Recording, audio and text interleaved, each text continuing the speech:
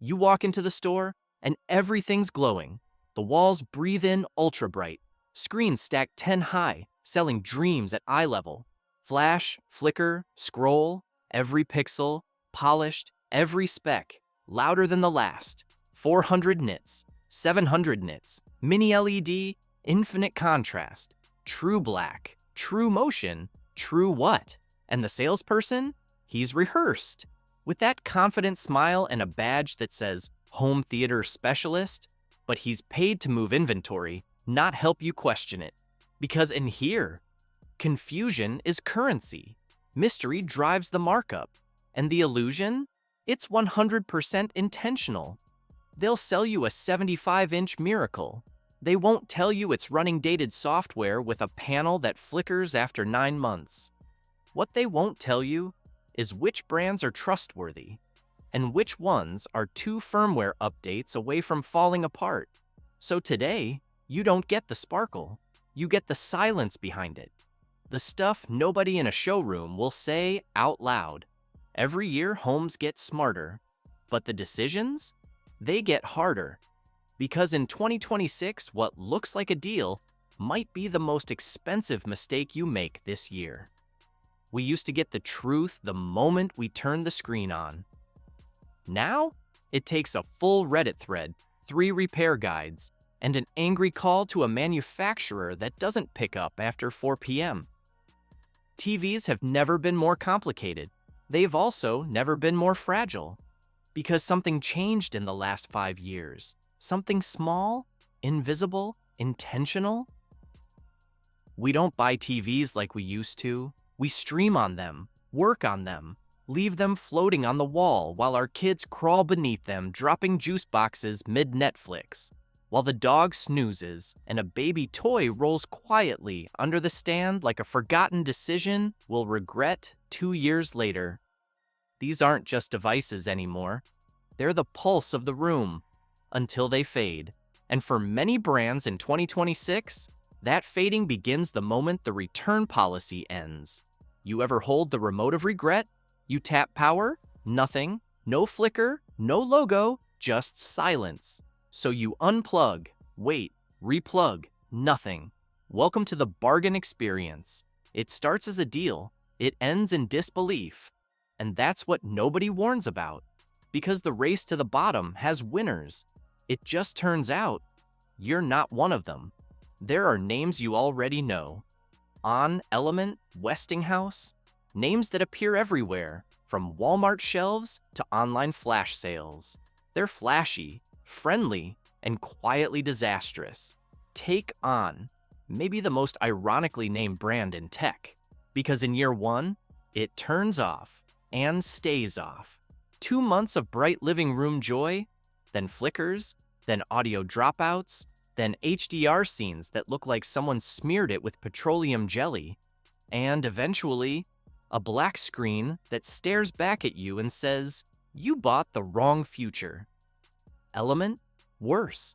It's not just low quality, it's lottery quality. Spin the wheel of defects style. Backlight bleed. App. Crashes. Slow interface that feels like streaming through molasses. You plug it in once, then beg it to survive 5 episodes straight. And Westinghouse? A zombie in disguise. Old name, no soul, same label from your grandparents' garage. But inside, it's a Frankenstein of leftover inventory. Parts so mismatched, even the factory forgot what it put together. Viewed in a showroom? Nice. Viewed at home? Blotchy, blue-tinted blacks, HDR scenes ruined. The speakers? Worse than old Bluetooth radios. Here's the darker truth. These companies don't build TV brands. They build furniture-sized mistakes wrapped in hollow tech jargon and Friday night discounts. The average buyer? They don't know, because they don't get taught. And by the time it dies, the receipt is long gone. The warranty? Expired. The support? Non-existent. Because these brands weren't created to last. They were assembled to look like they might. And that's the real grift of 2026. They aren't trying to win your loyalty, just your 30 seconds of impulse. Right after the aisle demo wowed you, right before the baked chicken in the deli section made you forget to double-check the panel number. It's not theft, it's packaging. It's selling color volume and contrast ratio to people who just wanted to watch basketball in peace. So if you're buying a TV in 2026, start here. Start by learning what not to trust. Because every bad TV shares one thing in common. It works long enough to win your confidence, then fails quietly once the help desk clocked out. And this time, you won't hear it coming. Just the slow fade of a decision you'll now live with every single evening. Most people don't know they're standing in a minefield until something goes off. Not with a bang, but with a flicker, a stutter in motion, a whisper of lag in that once fluid menu, a vertical band that wasn't there last night, and it didn't start in the budget aisle. That's the trap. It starts with a better deal, a name that sounds familiar, a box that looks reliable, a logo you've maybe heard on the radio growing up, but never questioned. That's how the real heartbreak begins. Not in the clear mistakes, but in the almost good insignia. It markets itself like it belongs. Bright box, smart logo, brighter price tag, and Best Buy makes sure you see it. At eye level, center row, big smiles, the same aisle that sells Sony. But here's the catch. Insignia isn't just a brand, it's a strategy. These are off-label panels, bargain parts, mass-produced software running behind a quiet brand name that only exists because it sounds safe. And they do work. At first, sharp enough picture, loud enough sound, but run it nightly for 6 months, and you start noticing things. The apps freeze, menus claw their way across the screen, colors desaturate, then those ghost-like vertical lines start fading in like a warning scribbled in slow motion that says, "I was never built to last." Then there's RCA, a brand that once defined American living rooms. Today, it's a shadow. The logo still triggers a memory. But inside, it's nothing like what it used to be. Panels that fail within a year, repairs not worth the cost, and when you call for help, you'll hear the echo of a voicemail that hasn't been updated since a different presidency. Even turning it on feels like asking for patience, like downloading an app with a 1997 modem while your popcorn cools. And when HDR kicks in, it doesn't. Everything flattens, like watching fireworks on a foggy windshield. Then there's the wild card, Toshiba. Now, this one hurts, because Toshiba almost gets it right. Sometimes crisp, sometimes rich blacks, sometimes motion that even impresses the teenager across the hall. But that's the problem. Sometimes Toshiba TVs in 2026 are a gamble. You can pick 2 off the shelf. One lasts for years, the next, dead before the next Stranger Things drops. Different factories, inconsistent quality control. You don't know what you're buying, and neither does the rep selling it to you.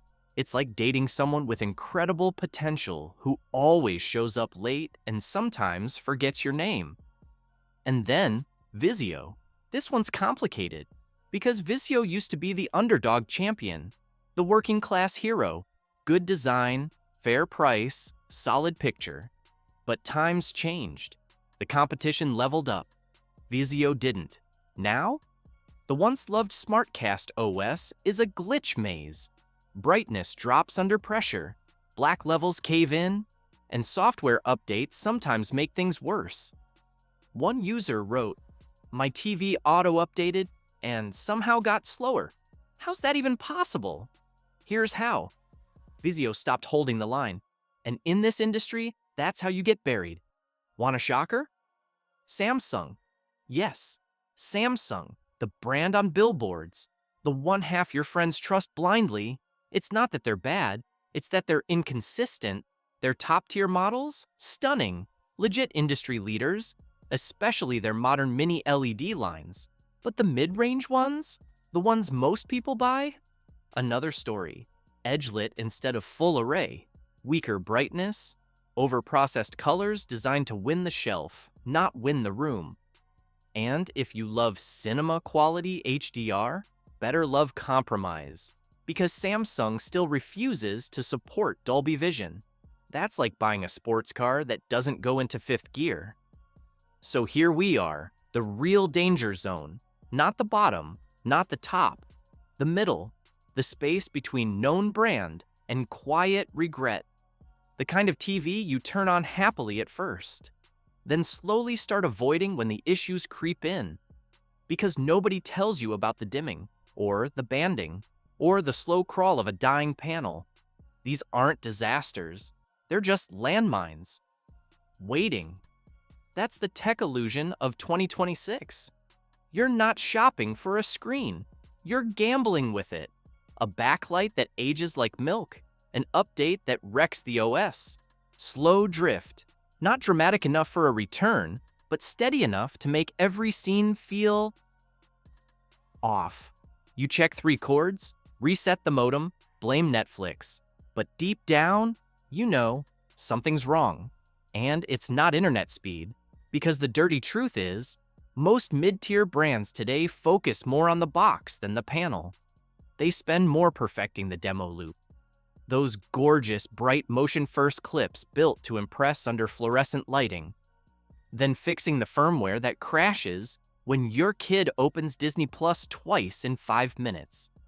And the hardest part? It all works, until it doesn't.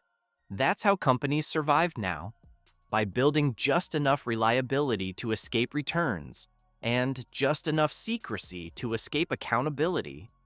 But not everything's lost. In a sea of noise, a few brands still deliver more than slogans. They don't just chase pixels, they chase permanence. Because when the living room lights go dim and the screen becomes your world, you want something that stays. You want color that doesn't lie, contrast that doesn't cheat, performance that doesn't stall the moment the credits roll in silence. And in 2026, there are only 3 names that truly deliver that. Each for their own reason, each with their own trade-offs, but all 3 built with intention. LG, the name that carried OLED into the mainstream, not just thin screens or cinematic blacks, but a new standard of presence. They didn't invent television, they reinvented how it feels to watch one. Every pixel in an LG OLED powers itself, lights itself, turns off completely when you need darkness to stay dark. The result? A canvas, not a screen. For film lovers, it's a love letter.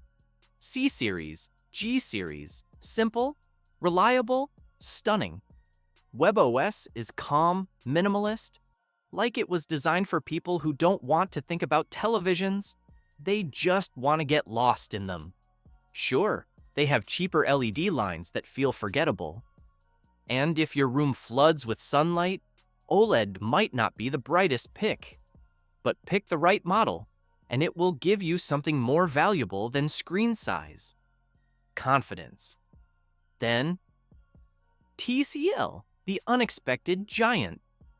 10 years ago, they were filler in the budget bin.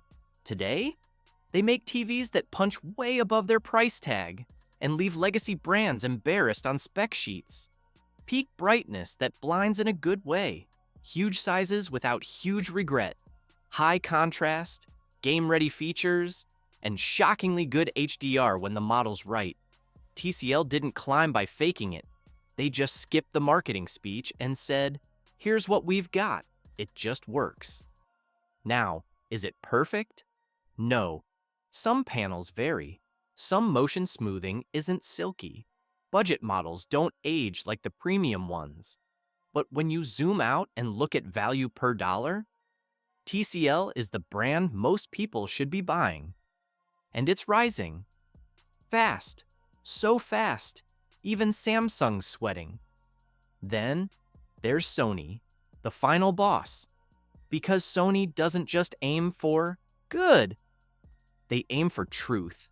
Their screens don't scream, they whisper, calm, pure, unfiltered. The first moment you turn one on, it doesn't dazzle, it disarms. No exaggerations, No overly juiced colors or marketing tricks baked into the demo. Just real clarity, real accuracy. Motion so smooth you feel like you're peeking behind the fourth wall. And here's why. Other companies use the same OLED panel. Sony just makes it better because they build the brains. The XR cognitive processor knows how to read a scene like a cinematographer, not a machine. Skin tones that feel alive. Black's rich but never crushed. White's bright but never burned. It's harmony without effort. And that's why even pros, TV calibrators, repair techs, film editors, all say the same thing. Out of the box? Sony is done. No tuning, no tweaking, no learning curves. But it's not cheap. And they rarely have sales. Because great doesn't go on discount. And good doesn't need to beg to be noticed. So what does this all mean for you? It means in 2026, you don't just need to shop smarter. You need to see through the fog. Because too many shoppers chase discounts when they should be protecting their time. Too many get wowed by motion demos when they should be asking what happens when the panel hits 14 months of daily use.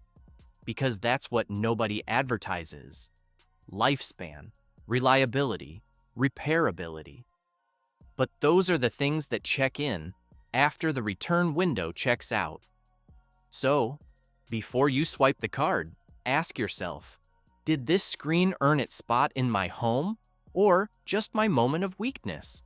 Because remember, they don't sell televisions anymore. They sell trust in a box. But some boxes lie. And when a brand cuts corners, you don't see it on day one. You see it on movie night 3 months later, mid-scene, mid-silent tear, mid-punchline, when the TV stutters or dims or forgets what it was doing. That's the pain most videos don't show. But we do, because we don't just review, we expose. From the marketing sheen to the hidden cracks, to the brands still building things that deserve to last. So before you go, hit that subscribe button. We don't fall for hype. We cut through it. We question what stores want you to trust blindly. And every week, we bring smart shoppers the story behind the shelf.